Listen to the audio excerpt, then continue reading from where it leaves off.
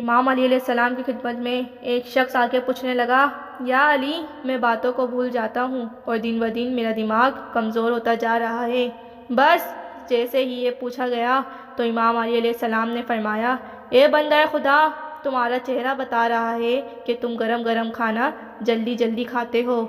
یاد رکھنا، جو انسان گرم گرم کھانا جلدی جلدی میں کھاتا ہے تو اس کا دماغ کمزور اور جسمانی بیماریاں وجود پہ اختیار رکھتی ہیں اور یوں وہ باتوں کو بھولنا شروع ہو جاتا ہے۔ تو وہ پوچھنے لگا، یا علی، میں کس طرح سے کھانا کھاؤں جس سے میرے دماغ اور جسم کو صحیح طرح سے فائدہ ملے؟ امام علی علیہ السلام نے فرمایا، کھانا کھانے سے پہلے اللہ کا نام لے کے کھایا کرو، کھانا بیٹھ کے کھایا کرو، سیدھے ہاتھ سے کھایا کرو، کھانا ٹھنڈا کر کے چھوٹے چھوٹے نوالے توڑ کے منہ میں ڈالا کرو اور خوب چبایا کرو، اور کھانے کے فوراً بعد پیٹ بھر کے پانی نہ پیو۔ یاد رکھنا، اللہ نے رزق میں شفا، برکت اور رحمت کو پوشیدہ کیا ہے۔ جو انسان صحیح طرح سے کھانا کھاتا ہے اور کھانے کے بعد اللہ کا شکر ادا کرتا ہے تو وہ کھانا اس کے جسم کے لیے شفا بن جاتا ہے، دوا بھی بن جاتا ہے اور برکت اور رحمت کی